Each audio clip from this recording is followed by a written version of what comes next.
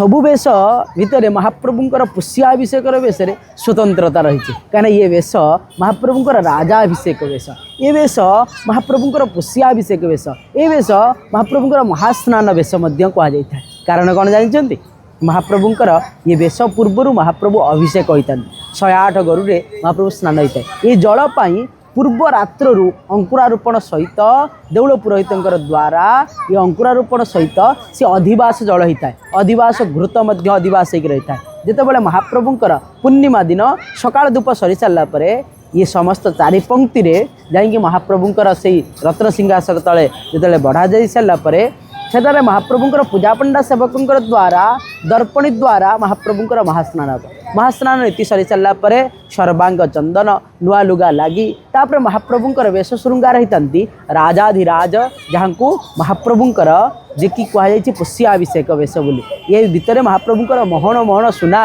महाप्रभु परिधान करते हैं। किरीटी कुंडल श्रीभुज श्रीपयर ये सबू किसी महाप्रभु परिधान करने सहित कहुए सरर तीर जो फूलर सर आ तीर मध्य महाप्रभु लगे था।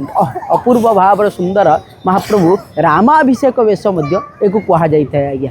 कारण कौन जानते ये वेश महाप्रभुंर जो भीतर सेवा जो अच्छा आज्ञा से भीतर महापात्र दंड छत्र छत्र को धरिवे दंडटी को धरिवे कौन हनुमान स्वरूप है कि किए ना संपूर्ण भाव में महाप्रभुंर मेकअप जो अच्छा भंडार मेकअप सी धरी थे। ये अपूर्व भाव सहित महाप्रभुंर ये वेश होता है। ये वेश महाप्रभु को जी देखीदे संपूर्ण भाव में जिते आध्यात्मिक आदिभौतिक आदि दैविक त्रिताप को विनाश कर दियंती। से निश्चित भाव में महाप्रभुंर ये वेश को दर्शन करूँ। ये वेश महाप्रभु केते सुंदर देखा जाउछंती कौली भाव में देखा जाउछंती। ये वेश को देखी आपण कौन अनुभव कले निश्चित भाव में कमेंट माध्यम लिखे देखूँ। आउ जब देखिपार ना ताले चिंतन कर दिंतु महाप्रभु को रही रत्न सिंहासन में महाप्रभु बसती ये भाव में वेश होती। आगु को अनेक भिडियो आसो आपण मैंने निश्चित भाव में देखिए आउ जानवे महाप्रभुंर विषय आ महाप्रभुंर ये वेश कहीं सुनावेश कहुई